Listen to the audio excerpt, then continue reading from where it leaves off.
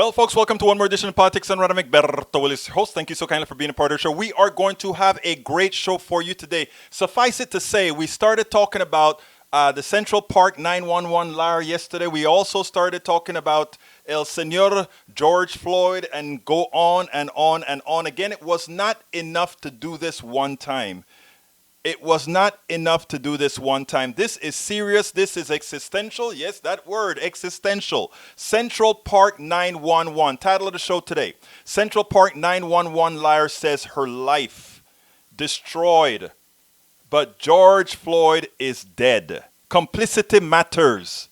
Complicity matters, folk. Dexter Evans, Dark Authority. How you doing, Dexter Evans? Welcome aboard. Amy Cooper, the Central Park liar that could have cost a black man his life, says her life is destroyed. People like her, however, are complicit in the cycle that kills. And of course, we'll talk about economic systems, and we'll talk about the COVID-19 update.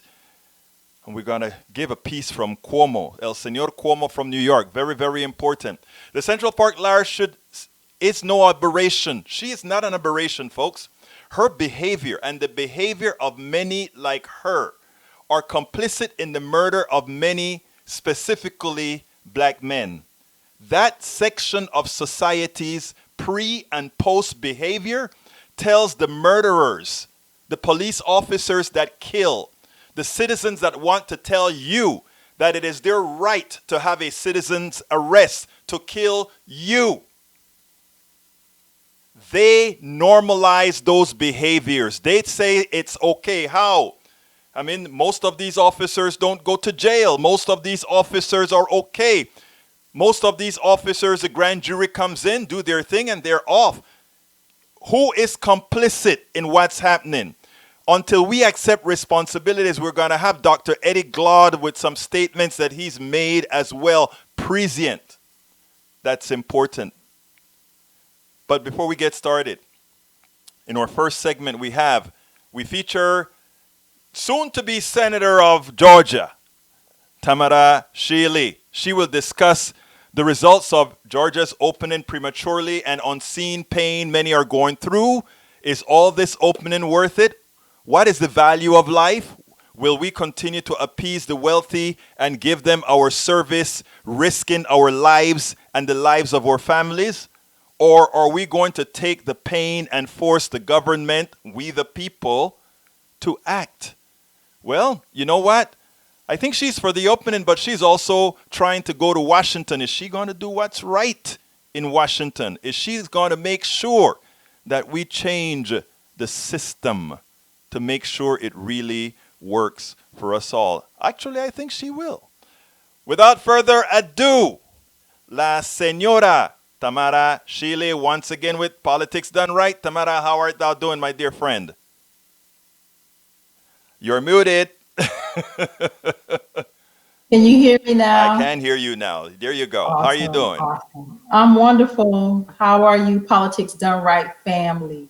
Oh, we are doing fine. Family Maywood, Lawrence Sims, Bruce Pillar, Dexter Evans. They're already here with us in the chat, plus all the thousands that are going to be hearing you otherwise. How are you doing today? I'm doing pretty good, Egberto. Just watching America from right here in Georgia. It's pretty hard to hear you talk about Amy Cooper. It's hard. It's very hard to hear you talk about George Floyd. It's hard because this is Black people. This is our reality. It's hard. Well, you have two sons. I have a friend on Facebook today, Tamara, that says, I have a son. I have a son. And I wonder, I am lost. I am a black man. And I tell you how I feel. When I feel what's the recourse. It's not only what's the recourse. It's the cops doing it. It's the vigilantes doing it. But I'll get there later. That's not really what I am supposed to be talking about with you today, is it?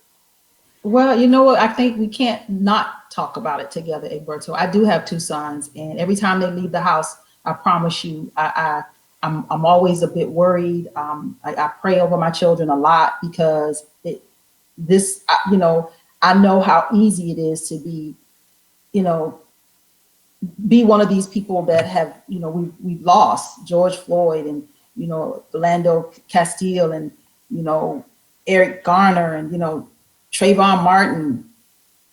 And it always seems to be, well, if they had just done this.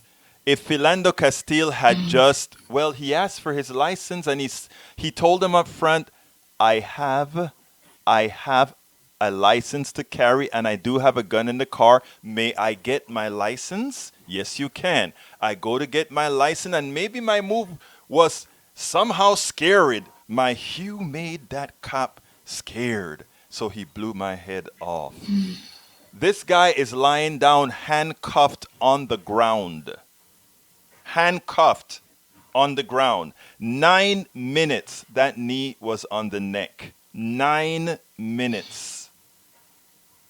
9 minutes. The people are passing by saying, you're killing the man. You're killing him. And no one did anything. And the look on the officer's face. I could not watch that video. I have learned how much my spirit can handle. I could not watch it, but I did see the smirk and him. I saw a little bit where he put his hands. I had his hands look like in his pocket. It was in He was his pocket. proud. Like he was proud to be. This is a catch.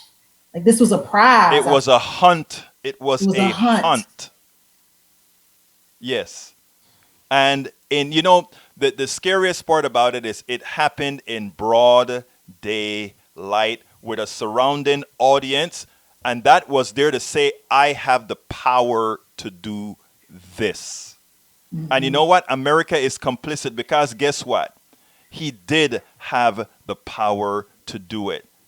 You look at all the killings that have occurred, it points out the fact that yes, he did have the power to do it. Maywood, welcome aboard. Dwayne Rose, welcome aboard. Rose Williams, welcome aboard. So anyhow, I have a full schedule on this issue with videos and all of that I want to do. So let's go ahead and talk about Georgia. First of all, Georgia has opened. We've had a lot of messing around with the numbers. Talk to me. Yeah, we did. But Egberto, I do believe, well, the numbers now, let me give you what they are. We've tested a total of 518,000. We've had 44,000 confirmed, 1,700 ICU admissions, a little over 7,000 hospitalizations, and 1,900 plus deaths. So the numbers are quote unquote right now. Hopefully they're not messing around with these numbers. But if you look at it, Georgia has tested a 500,000 people and 44,000 have been confirmed cases. So 1 in 10 more like. So Egberto, we had to go back to work in this state, and we had to go back to work. Now moving forward, we need to make sure there's policies in place to address what we see now, the disparities that we see now, but this state had to go back to work. I know we are going to continue to disagree on that, but that's not the important thing because what's important is that people are working, and it's not only Georgia. Let me tell you, Texas is a hot spot in Houston. It's a hot spot in Dallas. We are not doing it right. And I think we are probably doing it worse than Georgia is doing it right now. So I'm not, I'm just one person. I'm just one agent disagreeing. But that said, my concern was something that happened, I think, in Missouri, where the people in your business, the people that you represent, they weren't as diligent. Maybe they should have read your book because evidently, no, I'm serious. They infected approximately 104 or potentially infected about 140 people. Yeah, I saw it, and the one thing is that the stylist did have on. They said she had on protective equipment, so she did have on a mask. She should not have gone to work if she was not feeling well. But Right. what those circumstances were, Egberto, and maybe she could not afford to stay home. We don't know what those circumstances were, but it is a very sad situation that she has possibly infected But hundreds. Tamara, I'm with you. I am really with you when I come and I say things like I this you thought you are looking from the financial perspective of the people that you represent. I get it. I genuinely get that. But I have to be for the policy going forward that says if in that situation those folks should not have had to put themselves at risk just to survive. You get what I know you get what I'm Absolutely, saying. absolutely. This industry didn't get unemployment. A lot of people in this industry did not get unemployment, did not get stimulus, weren't getting grants and loans. So, going back to work was no option. It was Right. no option for so many. But the fact that the stylist was wearing protective equipment, hopeful that, many people, she did not infect many people. Yeah, well, I hope not because we are following the same thing. And Lee Grant wants to say that that you are correct and I am wrong. He says that people have to go to work. So you have your followers but guess what? Lee Grant is a very conservative man. I have my conservative followers and my progressive followers. These are great people. We have a great melting pot here at Politics Done Right. I love them all. I love them Well, all. one thing about politics, Egberto, progressives aren't always right and conservatives aren't always I wrong. agree. Absolutely. We don't all, I think there's some gray area in the middle that we have to figure out how to, navigate together. But I don't think either side gets it right all All the of the time. times. Absolutely. So now, Tamara, let's change subject a bit. Tell me a little bit about the.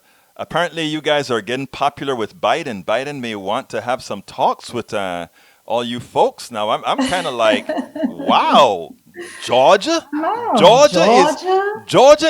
and not only is Biden looking at Georgia, but Biden may be looking at some black women.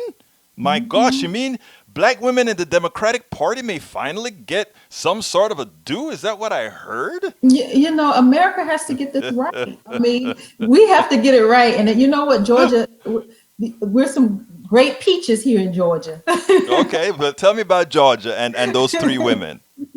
Oh, two women. It's On two state. women, two women. Well, you see, I'm counting you as a senator that's going to be Oh, I representing appreciate that. Remember, you have a good chance of making it into the primary, and if you make it in the primary, it's a 50-50 deal, baby. Yeah. So I'm really excited. But yeah, so they're looking at Stacey Abrams.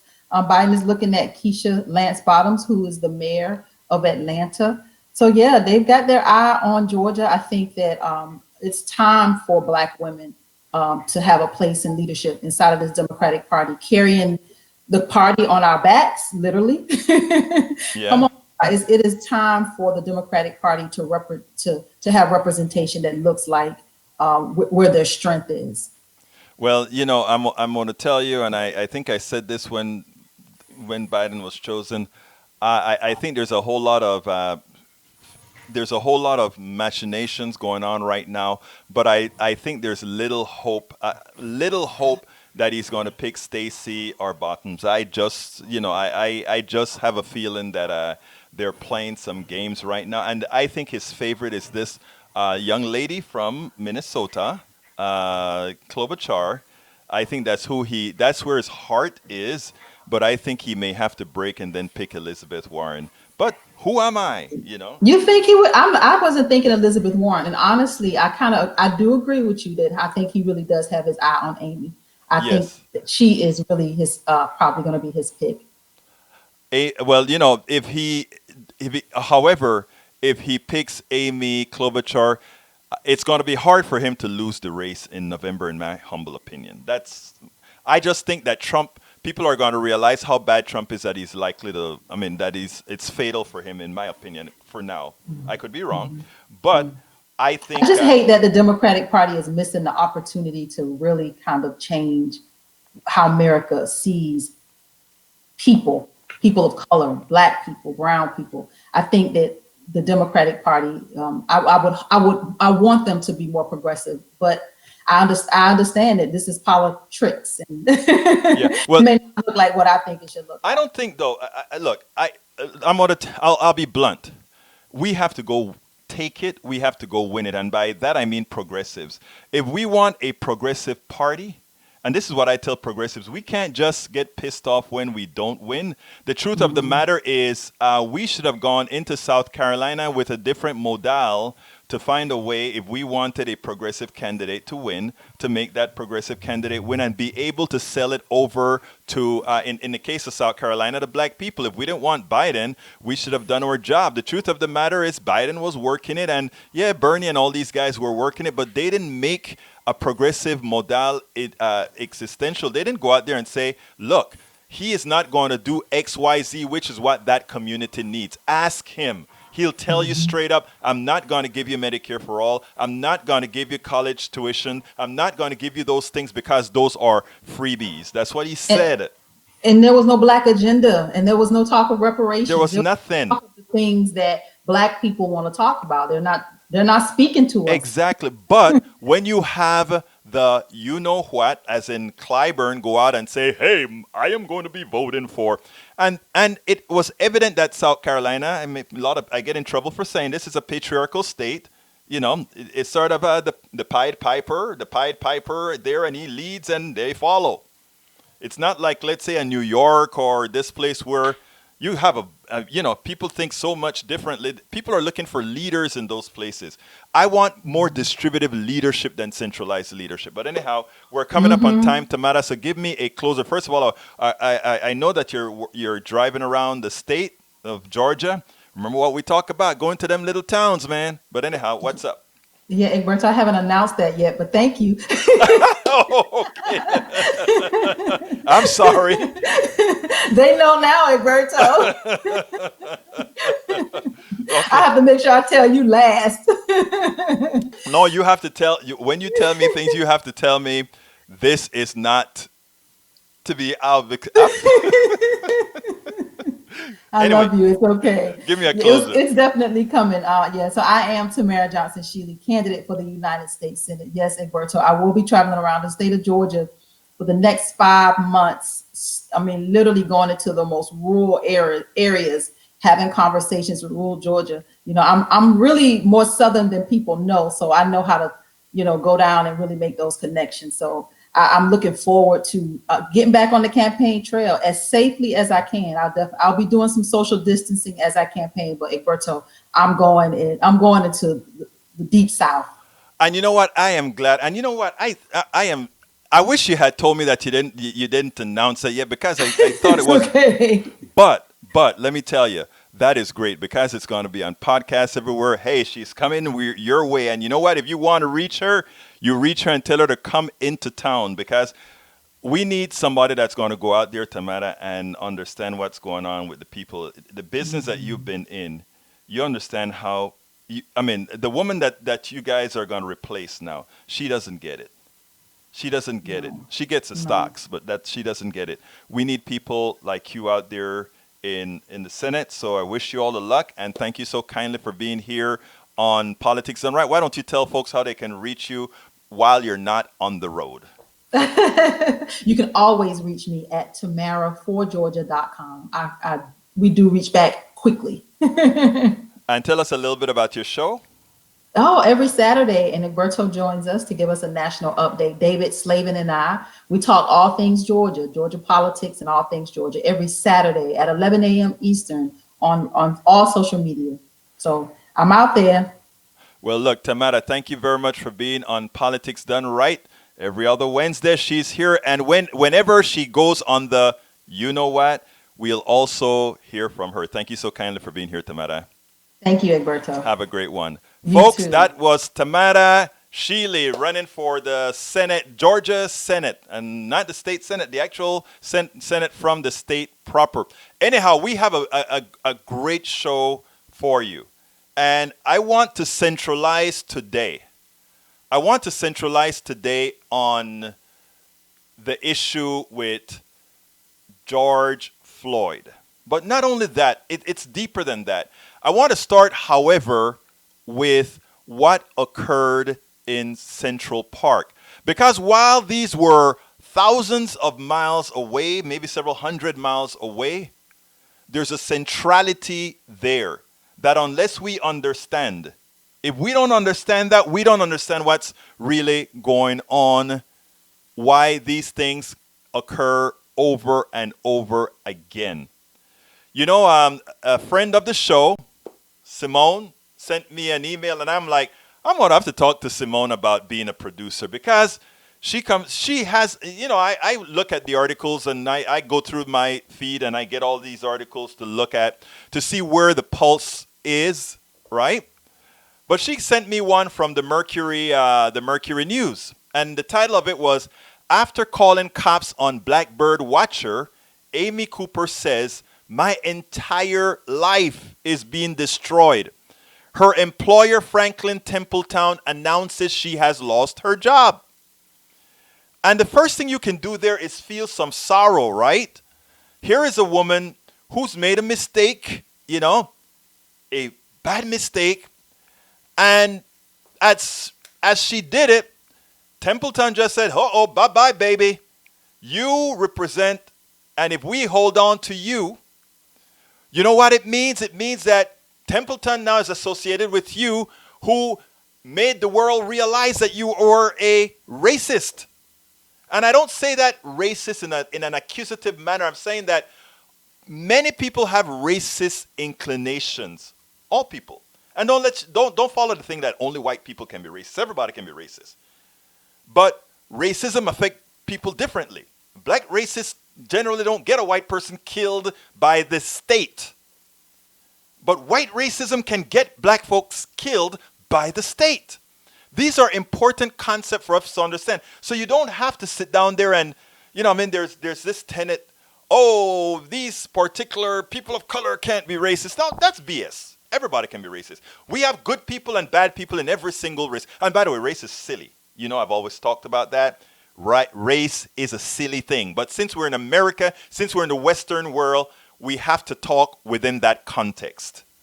Now, so the title of the article is "After Calling the Cops on the Blackbird Watcher, Amy says her life is destroyed." And the first thing to think is, my God, she went to the park with a dog, and because of her actions for 5 minutes, she lost her several $100,000 job. Okay? What a bad thing that has occurred to her. But then you sit back and you think about what within her made her do that, right? This guy told her she needed to do something, put a leash on a dog. And Candace Owens got on my nerves yesterday because Candace wanted to do a plausibility study as far as if this issue was really a black and white issue. And I'm not talking about race. I'm talking about, well, there were some different levels of culpability here. The different levels of culpability because somehow Christian Cooper, it's funny, they both have the same last name. Christian Cooper was a bit harsh with her, and he told her, since you're going to do what you like and I don't like it, I may do something you don't like. And that got her scared. What he meant, of course, is that people don't like you feeding their dogs. And since this was going to be a dog off of a leash, he was going to feed the dog. And then I bet she's going to put the leash on because she don't want the dog eating the food that he's given her. And that is what pisses her off. This black guy pissed her off. Her supremacy dictated that, how dare you tell me what to do? How dare you confront me? But I do have recourse, and my recourse is what I see on TV all the time. I can get somebody to come here and beat the crap out of you for challenging me. I'm not saying she went through those same machinations. I am saying that is what is known to happen on TV. I call, and then if they don't respond enough, you see in her video, he is threatening me, and when they don't give her the response sufficiently accurate, she then says, and she starts the crying methodology. Oh, he's threatening me. He's threatening me. And then the crying starts. Damsel in distress. This woman could have gotten that man killed. You doubt it? This woman could have gotten this man killed. So then she lost her several $100,000 job. Do I feel sorry for that? Yeah. I would have liked her to keep her several $100,000 jobs and started donating into places where people learn what this behavior is all about. I don't care what is in your heart, what is in your mind. I care what gets executed. Yesterday, I think I was telling you guys about police officers that people like to say most of them are good. And I said, no, most of them are bad. To be a police officer, right, a lot of these guys have that man syndrome, that macho man syndrome that says, I want to have command over you. And you can't have command over everybody, but in America, you can have command over black bodies because it has been proven that society has been complicit in allowing these guys to do as they please with black and brown bodies. My white brothers and sisters, good ones, you have to be a part of the game. You have to be a part of this solution. You have to make sure that when you get on those grand juries, when the execution of these, and by the way, when I talk about police officers, right? Once you become a police officer, the trait is the same among all these officers. And they know who they can manhandle and who they can't. Because I have seen black officers treat black men like crap.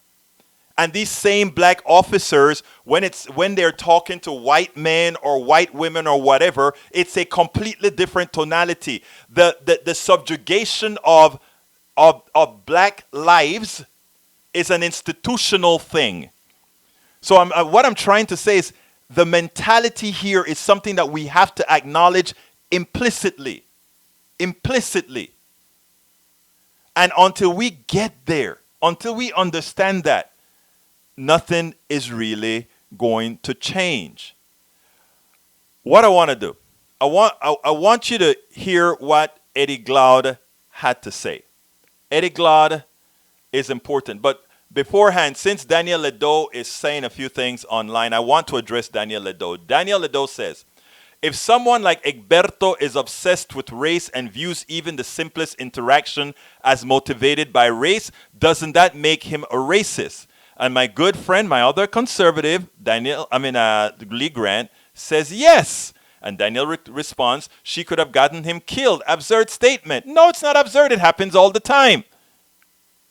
It happens all the times. But anyhow, you can choose not to accept what's in front of your face. That is fine. But let me go ahead and play Eddie Glaude, and then we'll continue with the conversation because this is important what Eddie has to say. So here we go.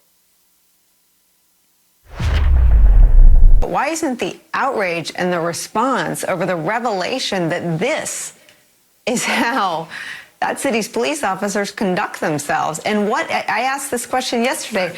This is what they do in the light of day. I mean, what questions do you have about what other practices are going on that maybe weren't caught on camera, that maybe didn't happen in the light of day?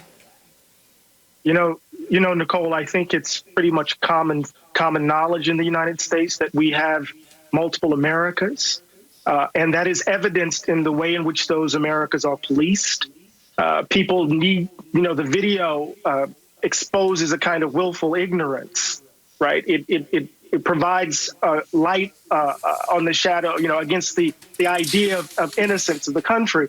But I think there's an intimate knowledge around the country that there are two Americas, that police don't value the lives of black folk. I mean, when you look at the face of that officer, he doesn't seem to assume that he has his knee on the neck of a human being. He's with his hand in his pocket. He doesn't hear him call out for his mother. He doesn't hear him crying. And so this is the America we live in, and we just need to confront it honestly, Nicole. And we just need to confront it honestly. Now, folks, like some of my friends here in the room, it is. These are not bad people, but they're willfully ignorant. I live it. So there's nothing that Daniel Ledo or Lee Grant can tell me that I haven't lived. So, I mean, I told folks yesterday in the show when I spoke is that I make sure personally, I'm going to get personal now.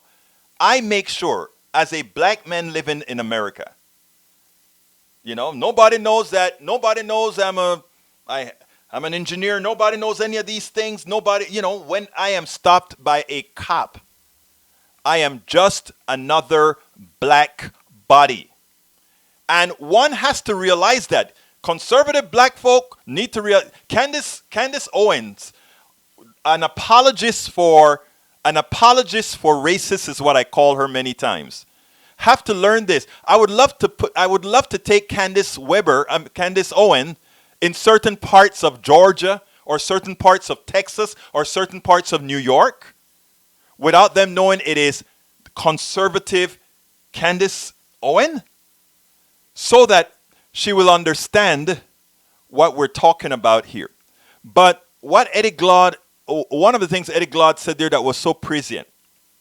If you take a look at the video, if you take the time to look at the video, and you see that police officer's knees on that man's neck, a man that is immobile, a man that says he cannot breathe, a man that says that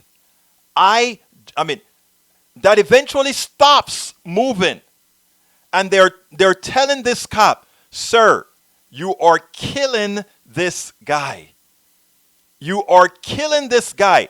And he has a smirk on his face and his hands in his pocket. Look at what I can do that you can do nothing about. And America is around, and we have apologists that try to make this into something that somehow is not a racist thing. How comes it is that the people that are always in this position, the majority of the times, look a particular way? How comes this cop who murdered somebody on video in front of everybody didn't go get charged and go to jail and have to bond out, like the cop who killed the Australian woman because he thought she was breaking, and it was in Minneapolis as well? How comes? Folks, we have to get real. And like I placed in the title of the show, one is complicit. You are complicit if you choose to wear colored glasses. Most people are good. Most people, I didn't say cops now, most cops are not good. Stay away as much as you can, especially if you are a person of color. Stay the hell away from the justice system and the police system until we get it fixed. That's what many progressives are trying to do. But then again, many progressives, and I want to make this clear because Daniel Ledo is right about something. Daniel Ledo left a message pointing out that there's a good likelihood that Amy Cooper was a progressive, maybe a liberal. Hey, you may be right. You may be right.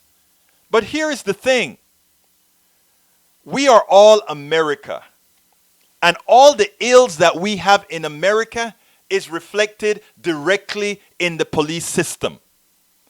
The same people that make up America make up the police, but they have power.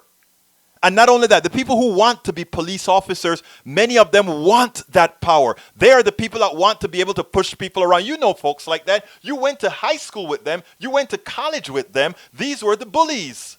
They love it. And yes, Mike Cisak, she was probably a leftist. And who said leftists couldn't be racist? Did you ever hear politics done right say that racism has anything to do with ideology? Did you ever hear it? I don't think I have ever heard. Now, the difference between the left and the right is the left knows that it exists, and they write laws to mitigate it. In other words, like I said, I can't tell you that a cop, that we know cops are bullies. We know that. And to some extent, we want those guys as cops, because if they're really with the bad people, we want somebody that's not scared to go in there and kick some butt. Yeah, but what we want is enforceable laws to make sure that the people that should be respected and the people that are taken care of, those laws protect them.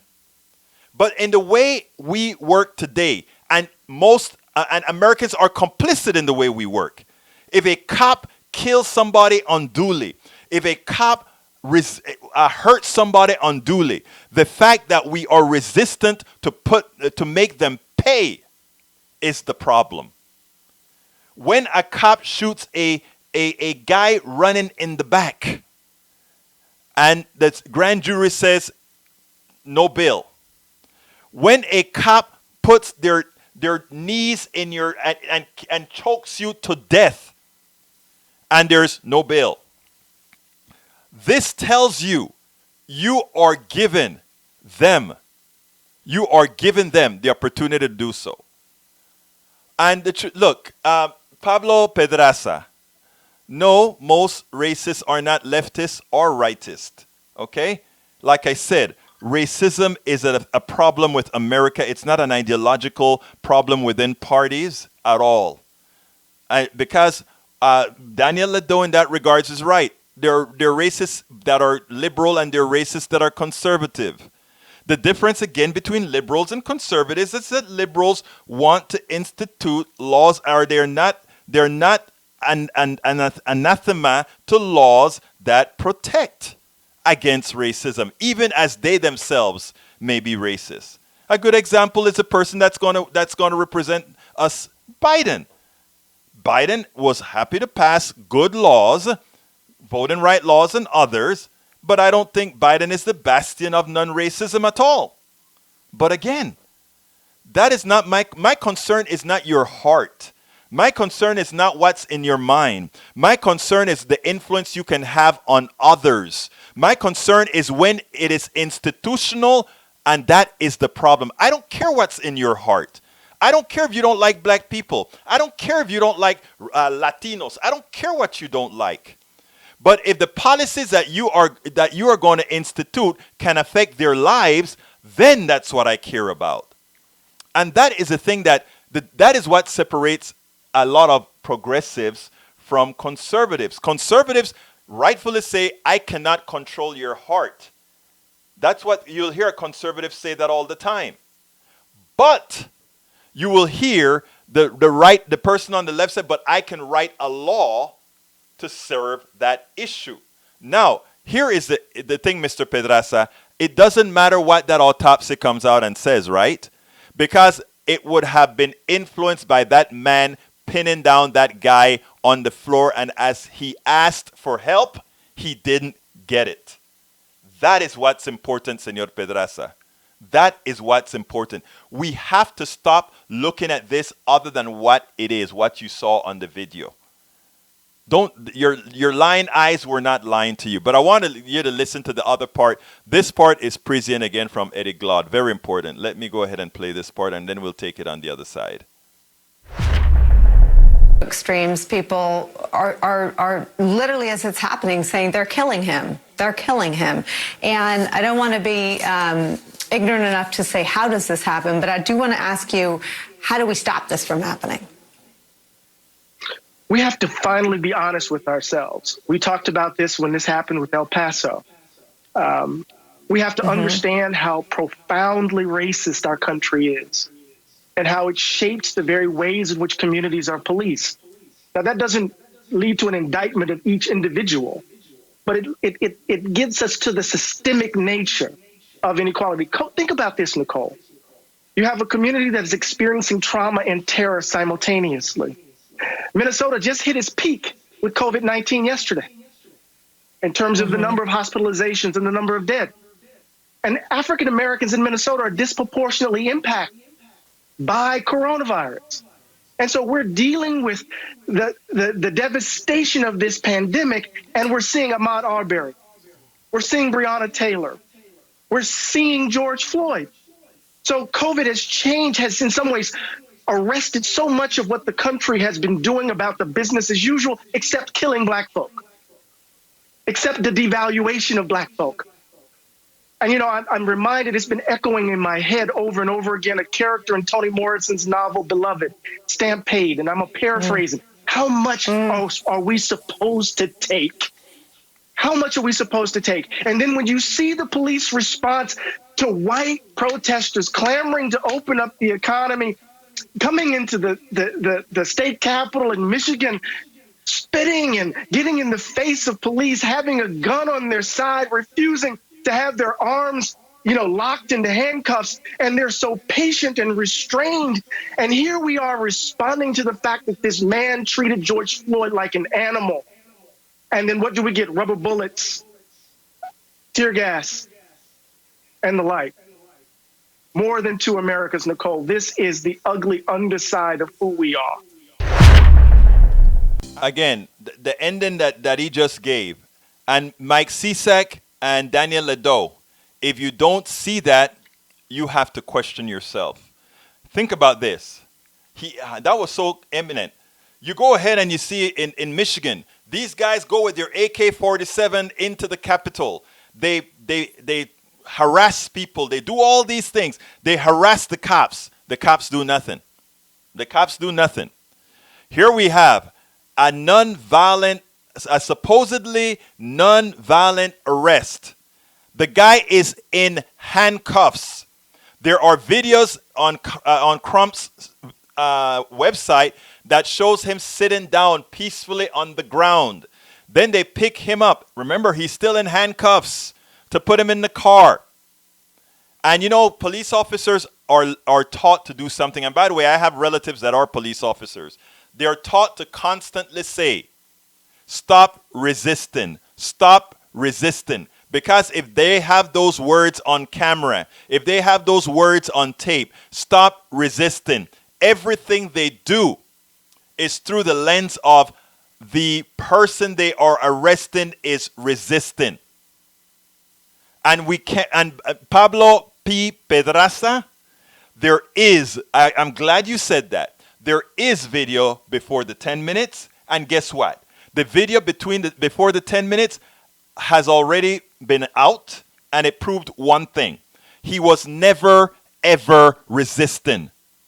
The shop owner said he was never, ever resisting. The videos on cameras around the stores says he was never, ever resisting. Do you think that chief of police would have ever fired these guys that quickly? When do you ever see police officers fired so quickly? The only reason he got fired quickly was because they had the incontroverted evidence that proved that was a definite murder. And by the way, I'm calling this particular one murder. Philando Castile was a murder. Michael Brown was a murder. Trayvon Martin was a murder. Ahmaud Arbery was a murder. These were all murders. The only reason people think to question whether it's murder is because these happen to be engulfed in black bodies. And, when we change that in America, when enough of my white brothers and sisters change that in America, when the good ones talk to those who still harbor, I don't care what beliefs they harbor, but what they effect is what's the matter. When you can get to your sister, your right-wing brother, your racist cousin, when you can tell him, hey, that isn't right, then you would have been doing your part to really make a better America. Because what happens now, I have a lot of my friends that would say, yes, you're right about that, Rose Williams. They also like to say he went for my gun. But the thing about it is, this guy was handcuffed. So again, like I said, this one had to be full stop for them to fire these four guys right away. And you know what's a full stop? The guy was handcuffed on the ground, videos all over with somebody's knee in your neck. It's amazing. It's amazing. So, but anyhow, what I wanted to get across today was to tell all folks. I had a friend that called me up today, and he was almost in tears. And he said to me, Egberto, I'm going to tell you something. I have already lived more than half of my life. If any police officer or any of these vigilantes touches anyone that I love, it is over. Because I am not asking any questions then. It's going to be, as the Old Testament says, an eye for an eye, tooth for tooth. He said that is the only thing, in his opinion, that is going to really make things change. And I'm going to tell you guys a little something here. While in college, I was an activist back in college as well, before I did the corporate thing and had to behave myself for a few years and then get back into activism. But I remember sitting down at school. I was in several organizations: the Afro-American Culture Committee, the South African Liberation Action Committee, the Caribbean Central American Association, which I was a president of. And, you know, we had all these things. We would sit down in the South African Liberation Action Committee and we'll talk about Malcolm X and the differences between Malcolm X and Martin Luther King. And ironically, the South African Liberation Action Committee was actually mostly white. We were trying to get the university to divest from South Africa, among other things. And the African American Culture Committee was black, and they were concentrated, in Martin Luther King. Everything was Martin Luther King. The other organization was Malcolm X and Martin Luther King, and how best to get things. And I remember our conclusion was, you generally hold on longer to what you are willing to shed blood for. And sometimes I wonder outwardly, because the way the hunt occurs from police officers, the way the hunt occurs in a whole lot of things, right? It is that person that thinks they are the ones who afforded you liberty, that believe they can take it away from you. And you see, that was the difference between Martin Luther King, in my opinion, and, let's say, a Malcolm X.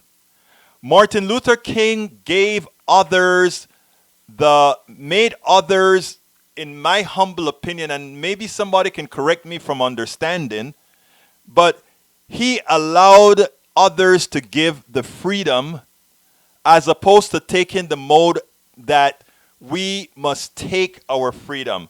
And I'm not saying necessarily you have to take your freedom violently, but if people realize that you either give me my freedom, or rather, I will take my freedom, and if you stop my freedom, or you try to do something to prohibit my freedom, then I'll take it. I wonder many times, because you have to ask, those who think it was their right to give you your freedom, also some may think it is their right to take it back or take it away. So when my friend called me up today and he said that, I sat back in my chair for a while and I'm like, believe it or not, that statement, an eye for an eye, a tooth for a tooth, I can understand where it's coming from. I can genuinely understand where it's coming from. Wow, I don't have much time, but I needed to get Brother Cuomo in here. But we are going to continue talking about this several times over, because we can't just let this stand. And the good thing about it is I have great folk listening here that are part of making things better. Rose Williams, thank you for some of those statements that you make, intelligent statements that you make, my friend. And several others. Trish, thank you so kindly for those very intelligent statements. You get it. You get it. And it is your job, in my humble opinion, to all help us get it. Get it. All right, let me let you listen to, this is for all my righties here, because you got to hear what Cuomo had to say. And then we'll be done with the show soon thereafter. Here's what Cuomo had to say. Do you really think we should starve state governments and cut hospitals? Would that be smart? Do you really want to cut local governments right now? That's cutting police, that's cutting fire. Is now the time to savage essential services? And don't you realize that if you do this, if you cut state and local governments and you cause chaos on the state and local level, how does that help a nation striving to recover economically?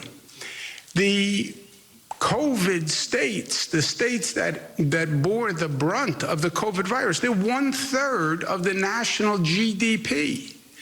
How can you tell 1/3 of the country to go to heck and then think you're going to see an economic rebound? Also, state governments, state economies, local economies, that's what the national economy is made of. Look at history. If you don't learn from the mistakes, you're going to repeat the mistakes. It's that simple. And we have seen in the past what has happened when state and local governments were savaged and how it hurt the national recovery. Wall Street Journal, not exactly a liberal publication, makes the point that on the economy, cuts to employment and spending likely to weigh on growth for years.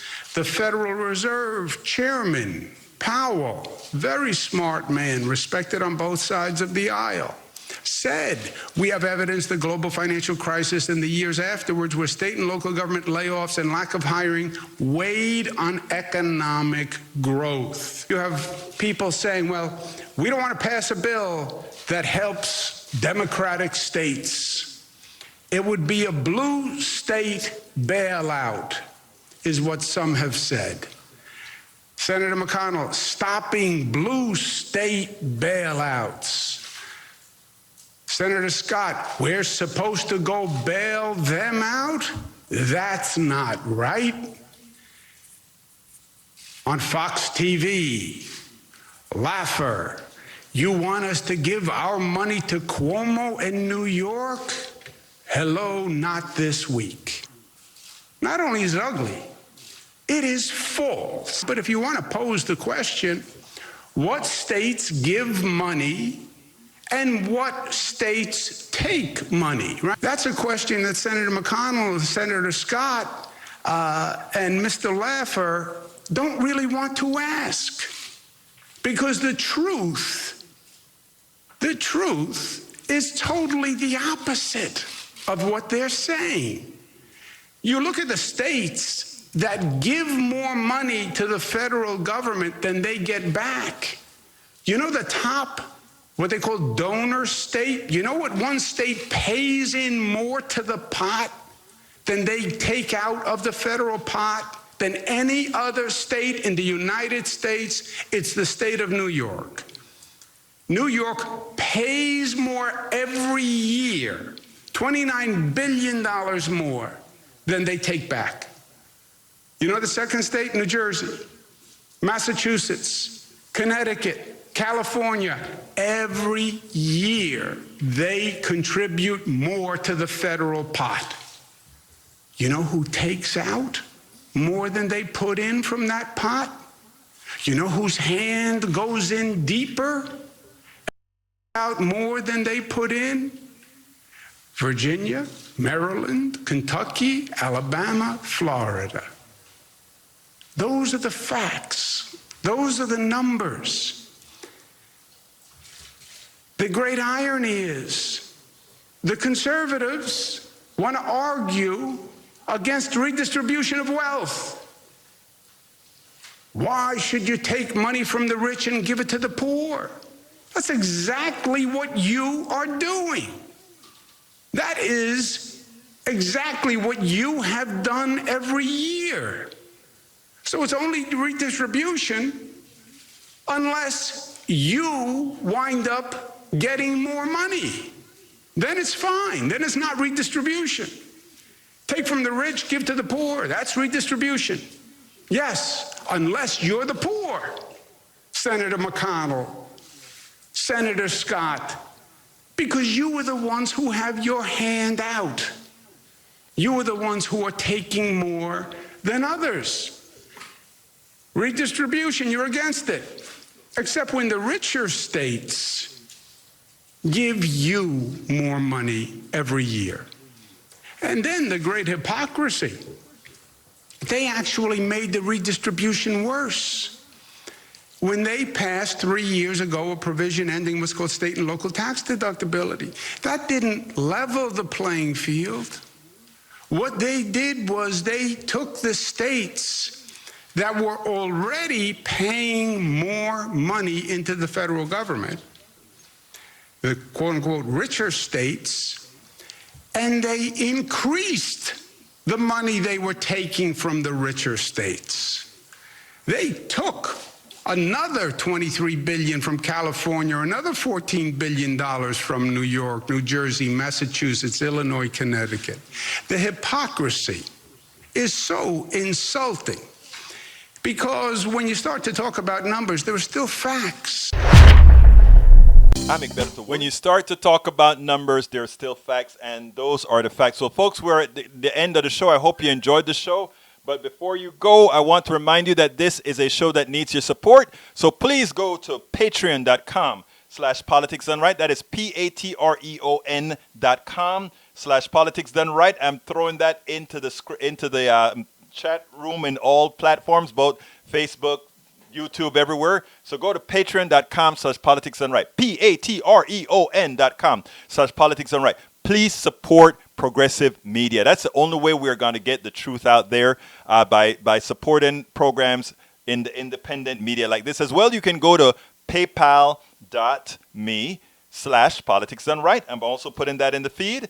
paypal.me/politics done right.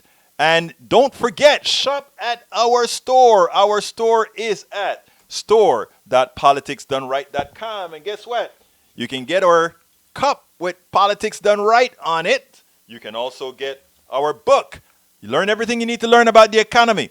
As I see it, class warfare, the only resort to right-wing doom. It's not only about economics, it's quite a bit about how the entire society works and how we can change society to make it better and that sort of a thing. And of course, you guys know I've always had my issues with health and weight and that kind of stuff. Lose weight and be fit now. So all those things I have at store.politicsdoneright.com, store.politicsdoneright.com. We do need your support. If you're on YouTube, you can also give us what's known as a super chat, which means, hey, I like your show today. Click, let me go ahead and give you a little something for the show. Let's make sure and keep progressive media on. You know, it's funny because we fund all these other entities. We fund ABC, CBS, NBC, all these guys with the commercials we watch, etc., etc., etc. We go ahead and we pay these humongous amount of bills for cable to allow these folks to lie to us. What I'm saying, why not do a little something to ensure we can have independent media going forward that's not going to just tell us a little bit of the truth, but that we're going to be out there telling the way it is, and not only telling the way it is, but being a part of the solution, being active within the solution. That's what we are. This is independent media. This is activism. This is activist journalism. You name it. That is the only way we are going to get the country changed. My name is Egberto, and I did it again. I forgot to put the scroll on. Here it is. My name is Egberto Willies. This is Politics Done Right. And you know how I end this baby. I am what? Out. I'm Egberto Willies, host of Politics Done Right, an independent news program. I post several news videos of interest every day. I ask you so kindly to subscribe to my channel. And please leave me some comments. Thank you very much.